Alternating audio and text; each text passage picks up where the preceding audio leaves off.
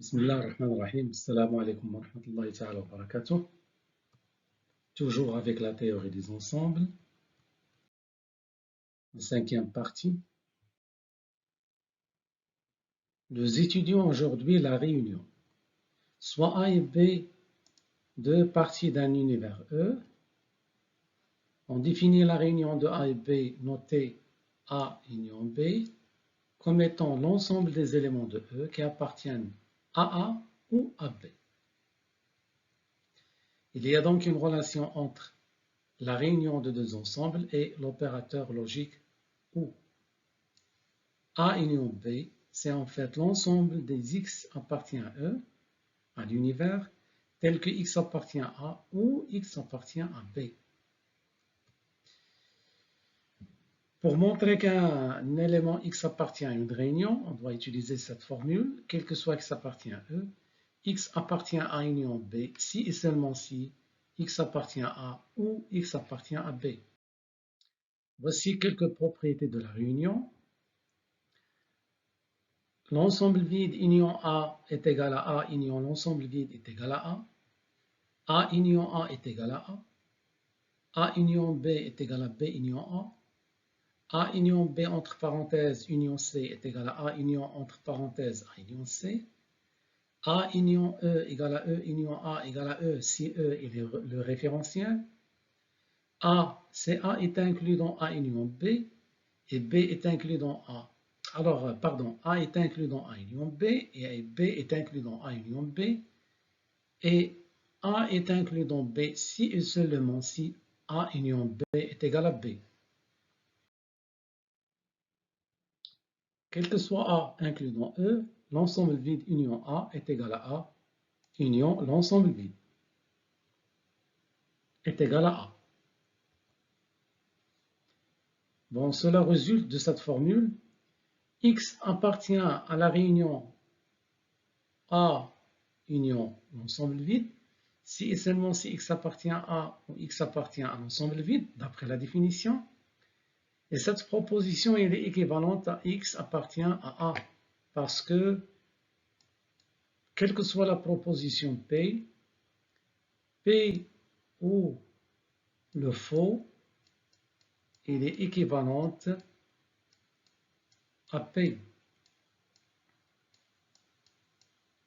En fait, si P est une proposition vraie, P ou le faux va donner une proposition vraie, et le vrai, il est équivalent au vrai. Si P elle est fausse, alors le faux avec le faux va donner, ou faux va donner une proposition fausse, c'est-à-dire on va sortir par fausse, et le faux il est équivalent à une proposition logique faux. Donc toujours on a quel que soit P ou faux, il est équivalent à P. Bon, la même chose, X appartient à l'ensemble vide union A, si et seulement si X appartient à l'ensemble vide ou X appartient à A. Et cela, il est équivalent à dire que X appartient à A. Pourquoi? Parce que le faux ou P, il est équivalent à P. Pour toute partie A de E, A union A égale à A. Cela est vrai parce que nous avons ça. X appartient à A union A, si seulement si X appartient à A ou X appartient à A.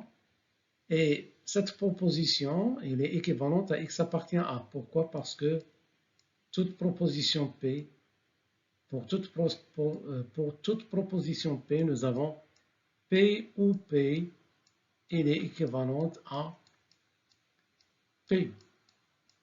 Nous avons cette loi logique. Pour toute partie A et B de E, A union B égale à B union A. Parce que nous avons X appartient à union B si seulement si X appartient à A ou X appartient à B. C'est seulement si X appartient à B ou X appartient à A, d'après la commutativité de l'opérateur logique OU. Et donc, nous avons X appartient à B ou X appartient à A, il est équivalent à X appartient à B union A. Donc, nous avons montré que x appartient à A, quel que soit x, si x appartient à A union B, cela équivaut à dire que x appartient à B union A, et donc nous avons l'égalité. Pour toute partie A, B, C de E, A union B entre parenthèses union C est égal à A union entre parenthèses B union C. C'est-à-dire que la réunion, elle est associative. Alors, x appartient à A union B union C, si seulement si x appartient à A union B ou x appartient à C, si seulement si x appartient à A ou x appartient à B, entre parenthèses, ou x appartient à C. Or, l'opérateur ou logique, il est associatif. Donc, nous avons ça, il est équivalent à x appartient à A ou x appartient à B ou x appartient à C, entre parenthèses. Ce qui est équivalent à dire que x appartient à A ou x appartient à B union C. Et cela, il est équivalent à dire que x appartient à A union B union C, entre parenthèses. Quel que soit A inclus dans le référentiel E, E union A est égal à A union E est égal à E. Bon, nous savons déjà que A union E est égal à E union A et que E, il est inclus dans A union E.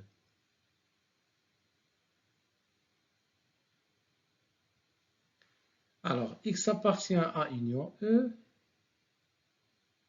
cela équivaut à dire que x appartient à A ou x appartient à E.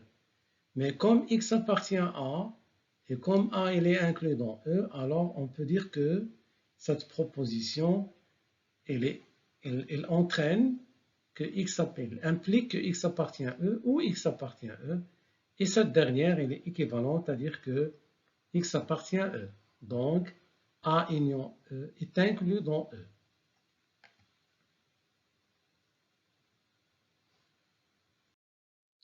Quels que soient les ensembles A et B des référentiels E, A elle est inclus dans A union B et B est inclus dans A union B.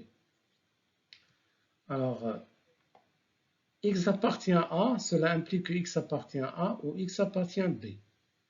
Donc, cela résulte du fait que si l'on a une proposition P, alors P implique P ou Q. Alors, cette proposition, quelle que soit la proposition P, P implique P ou Q. Pourquoi? Parce que P implique P ou Q, elle est équivalente à non P ou P ou Q.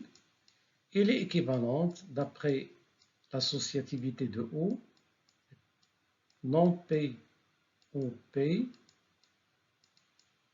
ou Q. Or, P ou non P, il est toujours vrai. Et donc, cette proposition, elle est toujours vraie, quel que soit P et quel que soit Q. Donc, x appartient à A implique x appartient à A ou x appartient à P. Et cela, il est équivalent à dire que x appartient à A union B d'après la définition de A union B. Bon, remarquez que l'on n'a pas ça. Parce que si x appartient à A ou x appartient à B, ça n'implique pas que x appartient à A. Il se peut que x appartient à B et n'appartient pas à A.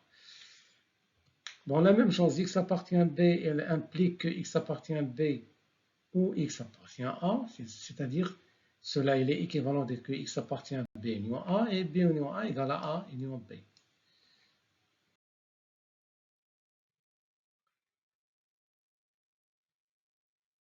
Alors on va montrer que si A est inclus dans B, alors A union B égale à B, et si A union B égale à B, alors A il est inclus dans B. Bon, tout d'abord, soit A inclus dans B. Déjà, on sait que B il est inclus dans A union B. Donc, il reste à démontrer que A union B est inclus dans B. Soit donc un élément X appartient à A union B. Alors, d'après la définition, X appartient à A ou X appartient à B, mais comme A il est inclus dans B, donc X appartient à A ou X appartient à B implique forcément que X appartient à B. Et donc, par suite, tout élément de A union B est un élément de B et on a donc montré que A union B est égal à B. Inversement, si A union B est égal à B, alors puisque A il est inclus dans A union B, d'accord? Alors, et comme A union B il est égal à B, donc A il est inclus dans B. Propriété conjointe de la réunion de l'intersection. Alors, quels que soient les sous-ensembles ABC d'un référentiel E, nous avons l'intersection est distributive à droite, à gauche par rapport à la réunion. Donc, c'est-à-dire que A inter entre parenthèses B union C est égal à entre parenthèses A inter B union entre parenthèses A inter C. La même chose, l'intersection est distributive à droite par rapport à la réunion. C'est-à-dire que B union C inter A, c'est B inter A union C inter A. Et d'une manière symétrique, la réunion elle est aussi distributive à gauche et à droite par rapport à l'intersection. C'est-à-dire que A union B inter C, c'est A union B inter A union C. Et B inter C union A, c'est B union A inter C union A. Alors, X appartient à A inter B union C, il est équivalent à dire que X appartient à A et X appartient à B union C en utilisant les définitions de l'intersection. En utilisant la définition de la réunion, cela il est équivalent à dire que X appartient à A et X appartient à B ou X appartient à C. Alors en utilisant le fait que A est distributif par rapport à O, donc ça il est équivalent à dire que X appartient à X appartient à B ou X appartient à et X appartient à C. Alors ici on utilise la définition de l'intersection, donc ça c'est X appartient à A inter B ou X appartient à A inter C, et donc en utilisant la définition de la réunion, cela donne X appartient à A inter B union A inter C. Alors B union C inter A, c'est B inter A union C inter A. Donc cette formule, on peut la déduire de la première en utilisant le fait suivant, ou bien l'effet suivant. B union C inter A, c'est A inter B union C en utilisant la commutativité de l'intersection. Alors maintenant, en utilisant la première formule, ça va donner A inter B union A inter C. Et comme A inter B c'est B inter A, donc on peut écrire ça c'est B inter A union C inter A.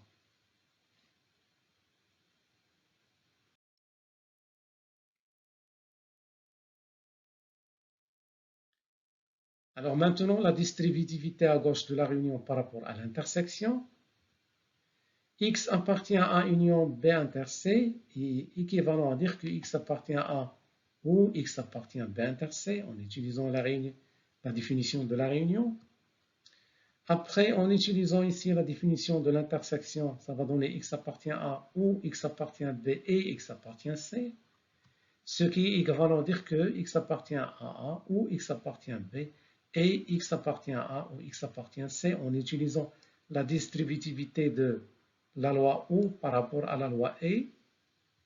Bon, ici, on va utiliser la définition de la réunion. Donc, cette formule est équivalente à X appartient à union B et X appartient à union C.